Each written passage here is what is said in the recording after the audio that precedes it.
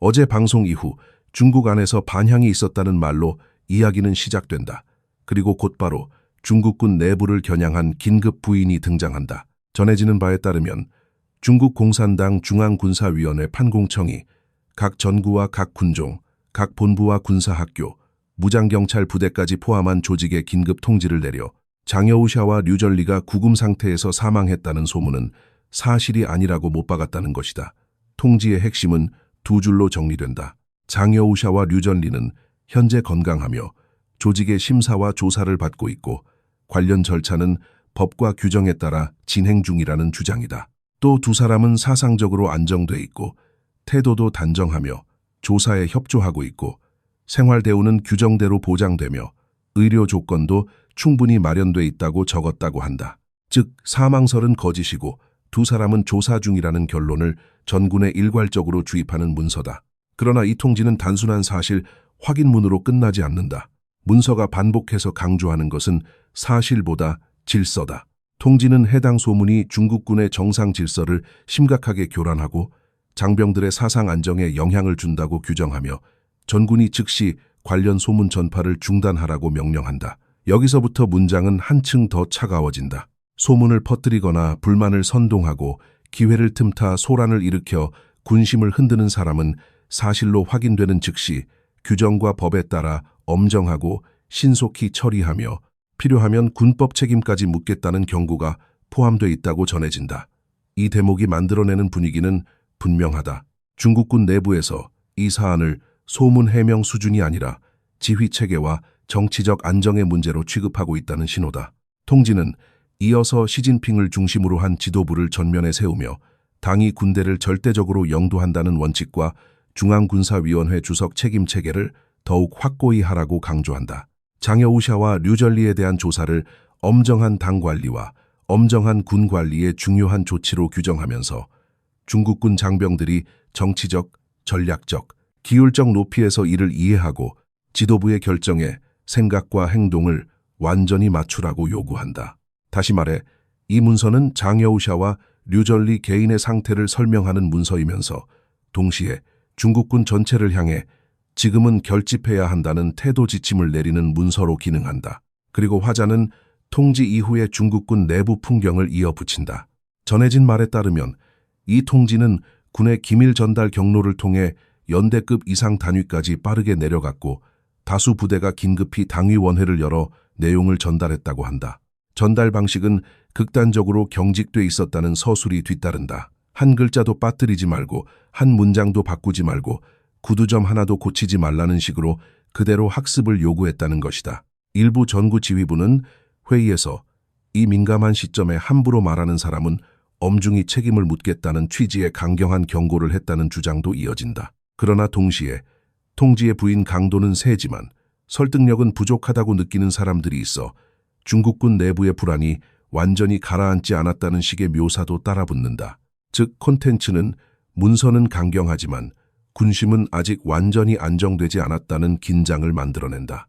이 지점에서 화자는 장여우샤 사건을 둘러싼 두 가지 서사로 방향을 튼다. 하나는 중국 쪽 선전 성격의 이야기이고 다른 하나는 외부 매체를 통해 흘러나왔다고 주장되는 이야기다. 화자는 특히 선전 성격의 버전을 강하게 분리한다. 시청자들이 그 버전을 자신들의 폭로로 오해했지만 그것은 중국 쪽 선전성 정보에 가깝고 자신들의 핵심 제보와는 다르다는 식으로 선을 긋는다. 그리고 그 선전성 버전의 약점을 시간표로 공격한다. 체포 날짜와 회의 날짜가 맞지 않는다는 점, 이동 동선과 시간 감각이 비현실적이라는 점을 들어 이 버전은 기본 골격부터 어긋난다는 인상을 심는다. 또한 특정 혐의는 장여우샤에게 의도적으로 더 씌운 프레임일 가능성이 있다는 뉘앙스로 반박하며 시청자가 자연스럽게 그렇다면 실제로 무슨 일이 있었나? 라는 질문으로 넘어가도록 유도한다. 그리고 바로 그 질문을 다음 파트의 문으로 삼는다. 화자는 이번에는 장여우샤가 중국군 권력 무대에서 사라진 과정의 상세한 실제에 가까운 버전을 받았다고 말하며 다음 장면을 예고한다. 이 예고에는 이미 핵심 장치들이 들어있다. 2026년 1월 2일 베이징의 추운 새벽, 중앙당교로 향하던 차량 행렬, 갑작스러운 도로 통제, 동행 경호 인력의 분리, 통신의 즉각적인 차단, 그리고 짧은 시간 안에 장여우샤가 차량에서 떨어져 나가며 공개 화면 없이 사라졌다는 서술이다.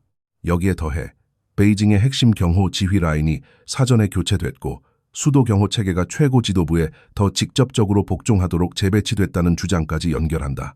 결국 태스크 1은 한 줄로 수렴한다. 중국군이 장여우샤와 류전리 사안을 둘러싼 소문을 사상 안정과 질서 문제로 규정하며 강경하게 막는 동시에 그 강경함이 오히려 실제 과정은 무엇인가라는 호기심을 증폭시키고 다음 파트에서 새로 받은 상세 서사가 본격적으로 펼쳐질 준비를 끝냈다는 것이다. 장여우샤와 류전리를 둘러싼 긴급 통지가 중국군 내부로 빠르게 퍼졌다는 전원 이후 화자의 시선은 곧장 실제 과정으로 옮겨간다. 그는 중국 쪽 선전성 이야기와 외부에서 흘러나온 이야기가 뒤섞이며 사람들의 판단을 흐리고 있다고 말한다. 그리고 그 혼선을 끊기 위해 이번에는 장여우샤가 중국군 권력 무대에서 사라진 과정을 더 구체적으로 복원할 수 있는 상세한 서술을 받았다고 주장한다. 여기서부터 서사의 중심은 단 하나다. 장여우샤가 어떻게, 어떤 방식으로, 얼마나 짧은 시간 안에 중국군의 통제망에서 분리됐는가. 전해지는 내용에 따르면 2026년 1월 2일 아침 베이징의 한 도로에서 장여우샤가 탄 차량 행렬이 중앙당교 방향으로 이동하던 중 갑자기 차단당했다. 도로는 사전에 봉쇄돼 있었고 동행하던 경호 인력은 분리 통제됐으며 통신은 순식간에 끊겼다고 한다. 몇 분 안에 장여우샤는 차량에서 떨어져 나가 다른 곳으로 이송됐고 공개 화면도 현장 발표도 즉각적인 설명도 없이 그 자리에서 사라졌다는 식으로 서술된다. 화자는 이 장면을 총성이 없는 권력의 절개처럼 묘사하며 겉으로는 베이징의 일상이 정상적으로 굴러가지만 중국군 지휘 구조의 핵심에서 거대한 변화가 동시에 진행됐다는 인상을 만든다. 그러나 이 서술에서 더 강조되는 부분은 차단 자체가 핵심이 아니다 라는 점이다. 화자는 장여우샤가 끌려간 순간은 마지막 장면일 뿐이며 진짜 중요한 것은 그 이전에 이미 조건이 갖춰졌다는 주장이다. 그 조건이 무엇인가? 베이징의 핵심 경호 전력이 조용히 교체됐고 상하이 쪽 무장경찰 계통에서 올라온 새로운 지휘 라인이 수도의 정예에 경호를 접수해 기존의 관행을 깨뜨렸다는 설명이 뒤따른다.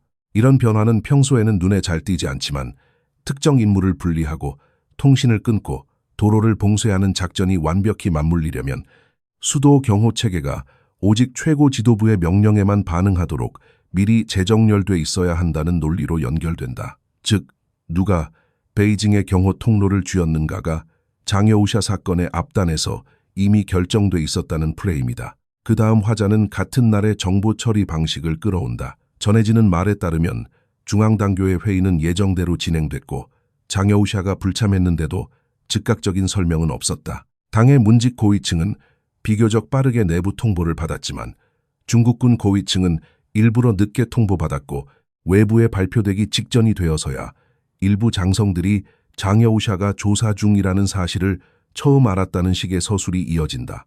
이 장면은 한 가지 메시지를 강화한다.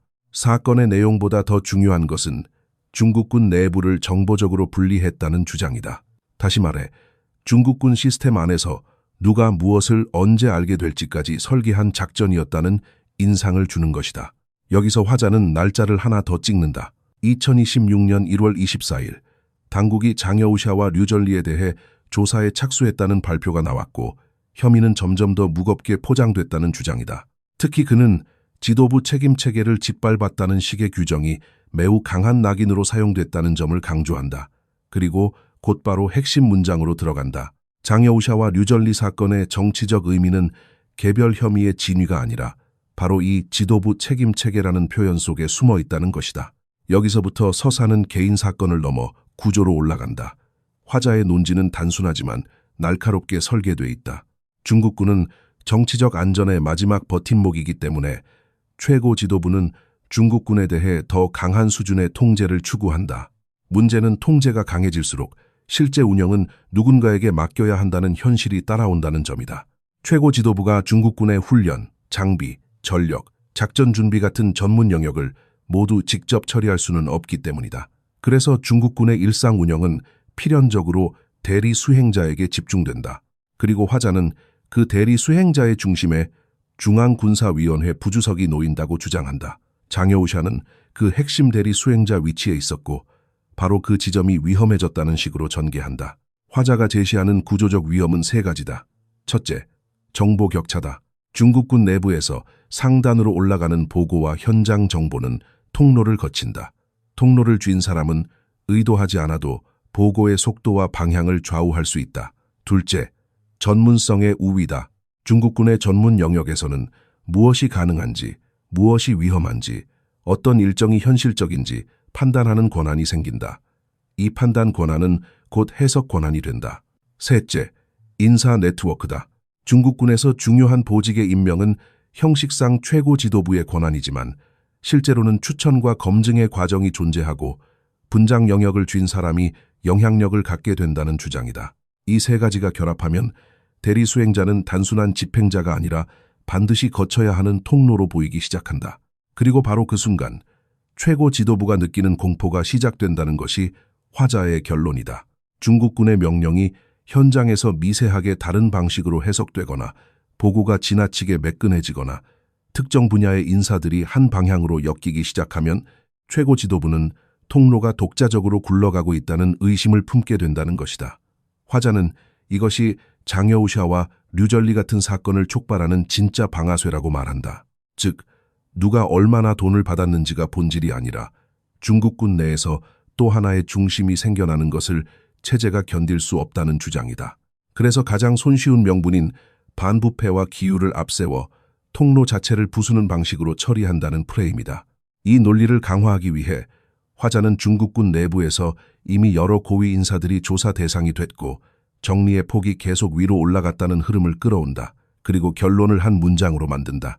통제가 강해질수록 대리 수행자가 필요해지고 대리 수행자가 필요해질수록 통로가 생기며 통로가 생길수록 또 하나의 중심이 자라고 또 하나의 중심이 자랄수록 더 강한 정리가 반복된다는 것이다.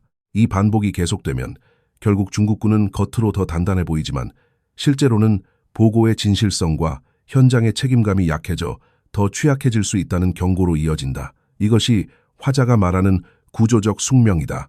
그리고 이 태스크의 끝에서 화자는 다시 첫 장면으로 되돌아간다. 베이징의 추운 새벽, 도로 봉쇄, 통신 차단, 경호 분리. 그 장면은 단지 장여우샤 개인의 운명이 아니라 중국군의 통제 구조가 균형에서 개인 통제로 더 깊게 이동하는 상징이라고 말한다. 중요한 건 총성이 아니라 설명 없이 진행되는 정리의 속도와 침묵이다. 그렇게 서사는 다음 단계로 넘어갈 준비를 마친다. 이제 남은 것은 왜 이런 구조적 불안이 사회의 다른 이슈들, 예컨대 대만 문제나 유명 인사 루머, 국제 뉴스와 한 화면에 섞여 소비되는지, 그리고 그 섞임이 시청자의 감정을 어떻게 끌고 가는지다. 그것이 다음 태스크에서 다룰 핵심이 된다.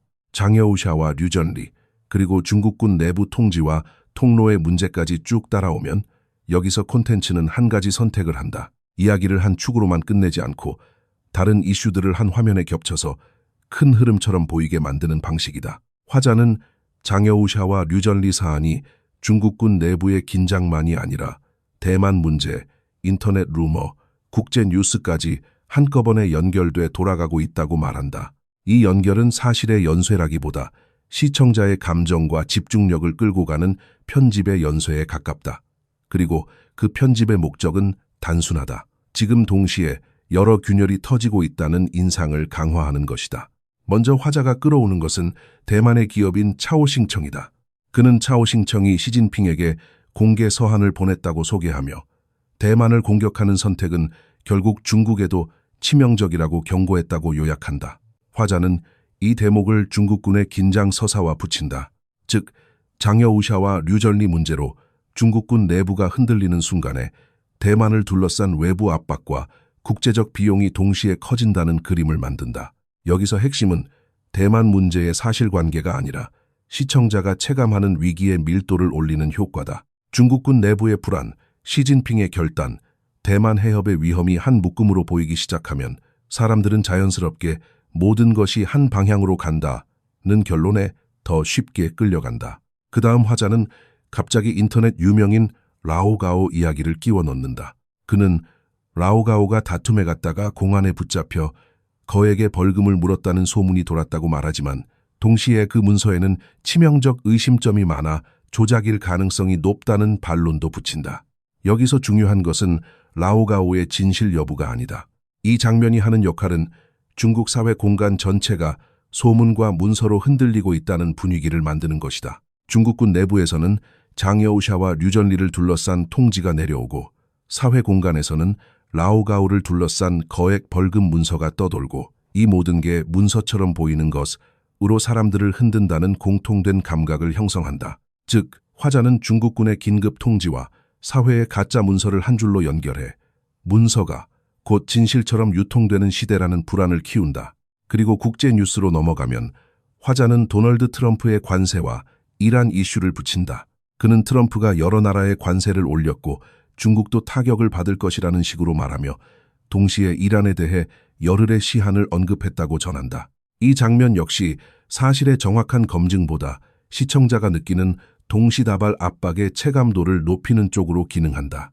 중국군 내부의 장여우샤 류전리 사안은 내부 균열, 차오싱청 서한은 대만 해협의 위험, 트럼프 관세는 경제 압박, 이란 시한은 중동 불안이라는 식으로 서로 성격이 다른 사건들이 한 화면에 모이면 시청자는 하나의 결론으로 미끄러지기 쉽다.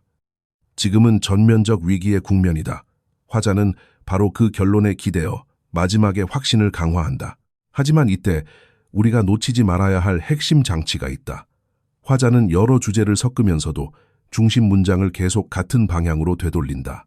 중국군의 안정은 결국 시진핑의 통제와 연결되고 시진핑의 통제는 통로와 대리 수행자의 문제로 흔들리며 그 흔들림은 더 강한 정리를 부르고 더 강한 정리는 더 큰 반발을 부를 수 있다는 식의 순환이다.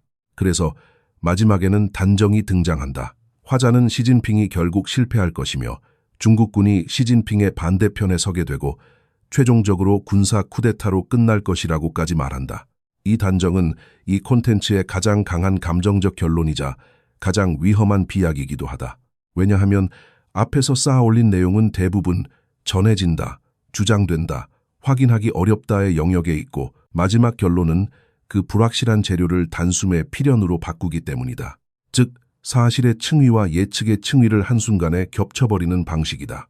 그래서 이 태스크의 결론은 서사를 읽는 방법을 시청자에게 남기는 것이다. 장여우샤와 류전리처럼 중국군의 핵심 인물이 등장하는 민감한 사건일수록 우리는 정보를 최소한 세 겹으로 나눠야 한다. 첫째, 확인 가능한 텍스트 수준의 사실이다. 예컨대 어떤 통지 내용이 전해졌는지, 거기서 무엇을 강조하는지 같은 것. 둘째, 그럴듯하지만 독립 확인이 어려운 전언이다.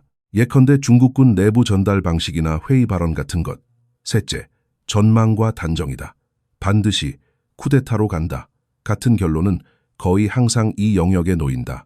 이 구분을 잃는 순간 우리는 중국군 내부의 복잡한 긴장을 이해하는 대신 자극적인 결말을 소비하게 된다. 이제 마지막 장면으로 돌아가면 화자는 민의가 진실이고 민심이 힘이라는 구호로 끝맺는다. 하지만 이 구호가 설득력을 가지려면 사실과 전언과 예측을 구분하는 태도가 먼저 필요하다. 장여우샤와 류전리의 이름이 등장하고 중국군의 질서와 안정이 반복해서 강조되는 문장이 내려올수록 사람들은 더 강한 결론을 원한다. 불확실함을 견디기 어렵기 때문이다.